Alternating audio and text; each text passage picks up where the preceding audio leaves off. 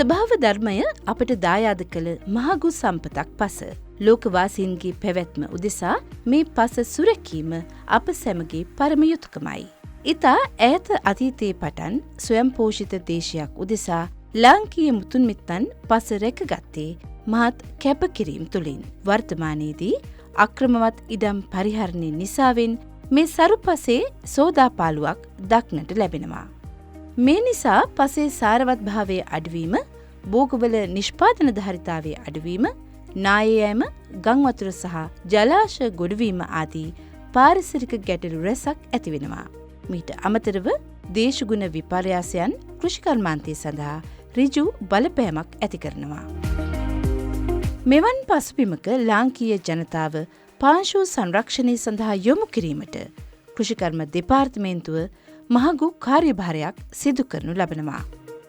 රත්නපුර ඇලපාත කෙහෙල් ඕවිටකම වසමේ සබරගම් පළාත් කෘෂිකර්ම දෙපාර්තමේන්තුව විසින් ක්‍රියාත්මක කරනු ලබන පාංශු සංරක්ෂණ ආදර්ශනය පිළිබඳව අද අපි ඔබට තොරතුරු කියනවා.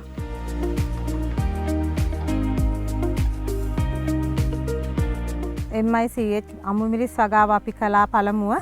ඊට පස්සේ පස සංරක්ෂණ ක්‍රම අනුව අපි නැවත වගාවන් කරමු කියලා කෘෂිකර්ම මේ දෙපාර්තමේන්තුවේ අනුමැතිය ඇතුව අපිට සහනාධාර මුදලක් සමග මේ පස සංරක්ෂණය කරන ක්‍රම මේ කියා දුන්නා මේ කෘෂිකර්ම උපදේශ මහත්තයා. ඒ අනුව මේ අපේ මේ පස ගල් වැටි, නෙත්ති කාණු, කුට්ටි කාණු මේ ඒ අනුව හැමදේම මේ උපදේශ මහත්තයා ඇවිල්ලා මේ කියා දීලා මේ සංරක්ෂණය කරන්න මෙහෙමයි කියලා අපිට මේ උපදෙස් දුන්නා.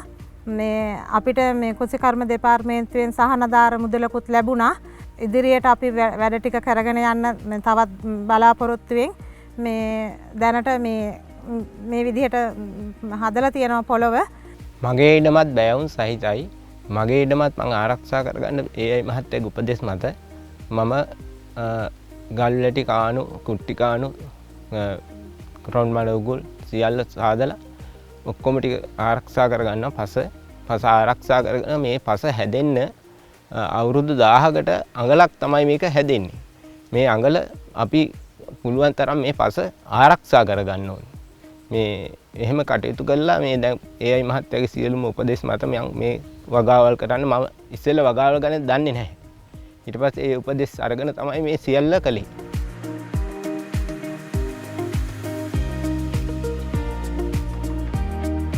දුලීක බමුණාරච්චි කියන මහත්මයා මට හම්බ වෙනවා වගාවල් බලන්න යනකොට. ඉතින් එතුමා දිගටම වගාවල් වලට අපිත් එක්ක දිගටම සම්බන්ධ වෙලා හිටපු මහත්මයෙක්. ඉතින් එතුමා සාමාන්‍ය විදියට තමයි වගාවන් සිද්ධ කරගෙන ගියේ. ඉතින් මෙම ප්‍රදේශය ගත්තාම ඊටමත් වර්ෂාව අධික ප්‍රදේශයක්. එතකොට ගොඩක් වෙලාවට පස සෝදායමට ලක් වෙනවා. මොකද කඳු බෑවුම් සහිත ප්‍රදේශයක් තමයි මේ ප්‍රදේශය තියෙන්නේ. ඉතින් ඒකට මම එතුමන්ට යෝජනා කරා අපි මේ ගලුත් තියෙන නිසා මේ ඉඩමේ පාංශු සංරක්ෂණය කරමින් අපි මේ වගාව සිද්ධ කරගෙන යමු කියලා. එතුමා ඊට පස්සේ ඒකට කැමති වෙලා අපි පාංශු වල ආදර්ශනයක් විදිහට සබරගම් පළාත් කෘෂිකර්ම දෙපාර්තමේන්තුවට සම්බන්ධ කරගනිමින් මෙම වැඩසටහන ක්‍රියාත්මක කළා. ඉතින් මෙම වගාව ගත්තාම දුලීක බමුණාරච්චි මහත්මයා ලොකු මුදලක් වැය කරමින් නෙත්ති කාණු, කුට්ටි කාණු, ඊට පස්සේ පැති බැමි, රොන් මඩුල් උගුල්, දෙවැටි ඒ වගේ සියලුම පාංශු සංරක්ෂණ ක්‍රම උපයෝග කරගනිමින් මෙම භූමිය සකස් කරා. පස සංරක්ෂණය කිරීම, පස සෝදා යාම වැළැක්වීම සහ ගංවතුර හා නියගයන්ගෙන් වන හානි පාලනය කිරීම සඳහා 1951 අංක 25 දරන පාංශු සංරක්ෂණ පනත ප්‍රකාශයට පත් කර තිබෙනවා. එසේම මෙම පනතට අනුකූලව 1996 අංක 24 දරන පනතින් සංරක්ෂිත ප්‍රදේශ ගැසට් කළා. එයට සබරගම පළාතේ රත්නපුර දිස්ත්‍රික්කයත් ඇතුළත් වෙනවා. මේ ප්‍රදේශයේ විශේෂයෙන් අපි මේ සබරගම පළාතේ රත්නපුර දිස්ත්‍රික්කයේ මේ වගේ සංරක්ෂිත ඉඩම් වල නිරන්තරයෙන් අපි කරන ශේෂ්ඨවලදී එතකොට ගල් වැටි කුට්ටි කාණු අපි යොදනවා. එතකොට ඒ කාණු යොදනකොට ඒවැ එකතු වන ජලය වැඩිපුර එකතු වන ජලය ක්‍රමානුකූල බැහැර කිරීම සඳහා මේ වගේ නෙත්ති කාණු අපි නිර්මාණය කරනවා. එතකොට නෙත්ති කාණුක සාමාන්‍යයෙන් නෙත්ති කාණුක පළල අපි අඩි 2ක් නැත්නම් සෙන්ටිමීටර් 60ක් විදියට උස සෙන්ටිමීටර් 45ක් නැත්නම් අඩි 1කමාරක් විදිහට සලකලා තමයි මේ නෙත්ති කාණුවක් නිර්මාණය කරන්නේ. ඒ වගේම සාමාන්‍යයෙන් නෙත්ති කාණු ආරම්භයේදී ඒ ප්‍රමාණ අපි සැලකුවට ඉඩමේ එකතු වන ජල ප්‍රමාණය සලකලා බලලා සාමාන්‍යයෙන් මීටර 20න් 20ට මේ නෙත්ති කාණුවක උස සහ නෙත්ති කාණුවේ පළල සෙන්ටිමීටර් 10කින් ප්‍රමාණ වලින් අපි වැඩි කරනවා. එතකොට ඒ වගේ නිර්මාණය කළ සාමාන්‍ය නෙත්ති කාණුවක වැටි දෙපැත්ත ගල් වලින් මේ සකස් කරලා ස්ථාවර කරලා තියෙන්න ඕනේ. ඒ වගේම නෙත්ති කාණුවේ පාදමත් ගල් දාලා නැත්තම් පාදම තෘණාවරණයක් සහිතව මේකේ කාදනය වෙන්නේ නැති විදියට සකස් කරන්න වෙනවා. ඒතර බෑවුම් වැඩි ශේෂ්ත්‍රයක නම් මේකේ අපි අර පඩි පෙළ ආකාරයට මේව සකස් කරනවා. අර එන ජල පහරේ වේගය ක්‍රමානුකූලව අඩු කරන්න. දැන් මේ ස්ථානයේ අපි ඉන්නේ නෙත්ති කාණුවක කෙළවර වන ස්ථානයක තමයි අපි මේ ඉන්නේ. ඒතකොට නෙත්ති කාණුව කියන්නේ ඉඩමේ ප්‍රධාන කාණුව විදිහට අපි සලකන්නේ මේක. මොකද නෙත්ති කාණුවට ප්‍රධාන පාර්ශ්වික කුට්ටි කාණු වෙන්න පුළුවන් ගල් ඇටි වලින් එන ජලයත් එක්ක ගහගෙන එන පස් මේ රොන් මඩුගුලේ රැස් වෙනවා. ඒක රැස් වුණාට පස්සේ ඒ සරු පස් කොටස් නැවත අපි ඉඩමට යොමු කරගන්න එක තමයි මේ ස්ථානයේදී කරන්නේ. මොකද ඉඩම එකතු වෙන කාබනික ද්‍රව්‍ය වලින් අණුන මතුපිට පස් තට්ටුව තමයි ඇවිල්ලා මේ විදියට කාදනය වෙලා ඇවිල්ලා මේ ස්ථානයේ රැඳෙන්නේ. ඒකට රොන් මඩුගුලෙන් බලාපොරොත්තු වෙන්නේ මේ ඉඩමෙන් බැහැර වෙලා යන එක පස් අංශුවක්වත් මේ ඉඩමෙන් ඉවතට ගලාගෙන නොගොස් ආරක්ෂා කර ගැනීම තමයි රොන් මඩුගුලක ප්‍රධාන අරමුණ. එතකොට කෘෂිකාර්මික ශේෂ්ඨවල ඉවුරු සංරක්ෂණය කිරීම සඳහා අපි මේ වගේ පැතිබැමි ඉදි කරනවා. එතකොට මේ සඳහා සාමාන්‍යයෙන් අපි දෙපාර්තමේන්තුවේ කියන්නේ ස්වභාවික සම්පත් කළමනාකරණ මධ්‍යස්ථානයේ නිර්දේශයක් දීලා තියෙනවා. අඩි ඒ කියන්නේ මීටර 1.5ක් උසට සාමාන්‍ය අපි ගන්නවා. කියන්නේ අඩි 5ක් උසට ගන්නවා. සාමාන්‍ය මේකේ ෆවුන්ඩේෂන් එක සෙන්ටිමීටර 60ක් පළලට ගහනවා මේකේ ෆවුන්ඩේෂන් එක. ඒ වගේම මේකේ මේ පැතිබැම්මේ පළල විදියට සෙන්ටිමීටර 50ක් තමයි අපි මේ දාන්නේ. එතකොට ඒ විදිහට තමයි පැතිබැම්ම සකස් කරන්නේ. එතකොට මේ වගේ විශාල ගල් යොදාගෙන ඉතාමත් ශක්තිමත් ආකාරයට ඉඩමට යම්කිසි ආරක්ෂාවක් ලැබෙන විදිහට මේ ආකාරයේ පැතිබැම ඉදි කරනවා කෘෂිකාර්මික ශේෂ්ත්‍රවල.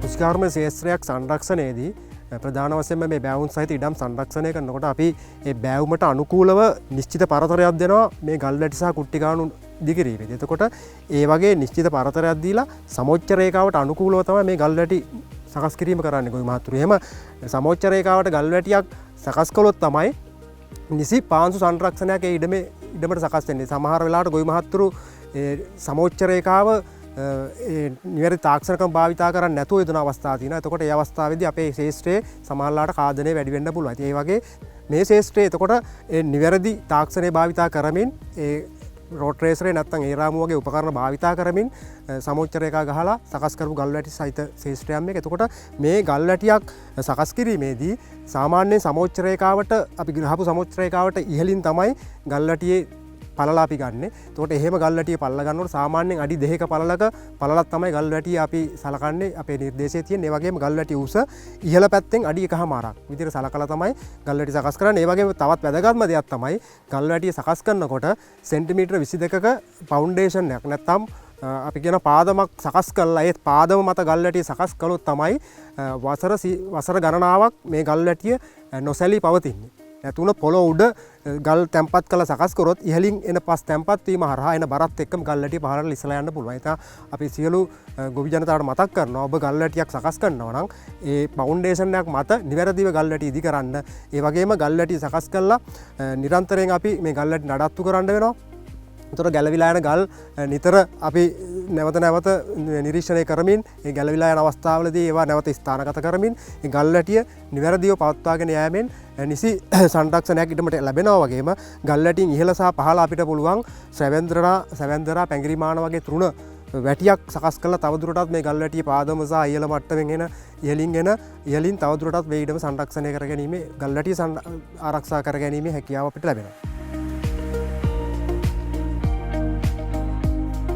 එතකොට කෘෂිකාර්මික ශේෂ්ත්‍ර සංරක්ෂණයේදී මේ සංරක්ෂණය තුළින් බලාපොරොත්තු වෙන්නේ ඉඩමකට වැටෙන ජලය තියෙනවා. ඒ ජලය ගලා යන දුර වේගය පාලනය කරමින් ඉඩමට යම් ජල ප්‍රමාණයක් කාන්දු කරවීම තමයි බලාපොරොත්තු වෙන්නේ. එතකොට ඒ වගේ අවස්ථාවක අපි යොදන තවත් සංරක්ෂණ ක්‍රමයක් විදිහට මේ කුට්ටි කාණුව අපිට හඳුන්වලා දෙන්න පුළුවන්. මේකත් අර කිව්වාගේ සමෝච්ච රේඛාවට අනුකූලව හෝ 120ට එකේ බැස්මක් සහිතව අපිට සමෝච්ච රේඛා සකස් කරන්න පුළුවන්. එතකොට එහෙම සකස් කරපු කුට්ටි කාණුවක් තමයි මේ තියෙන්නේ. එතකොට කුට්ටි කාණුවේ පළල අඩි 2ක් නැත්නම් සෙන්ටිමීටර් 60ක් විදිහටත් කුට්ටි කාණුවේ උස පහළ පැත්තෙන් අඩි 1.5ක් විදිහට අපි සලකනවා. එතකොට මෙහෙම සකස් කරන කුට්ටි කාණුවේ කුට්ටි කාණු කැපීමේදී එකතු වෙන පස් ටික අපි ඉඩමෙන් කියන්නේ කුට්ටි කාණුවෙන් පහළට තමයි දාන්නේ.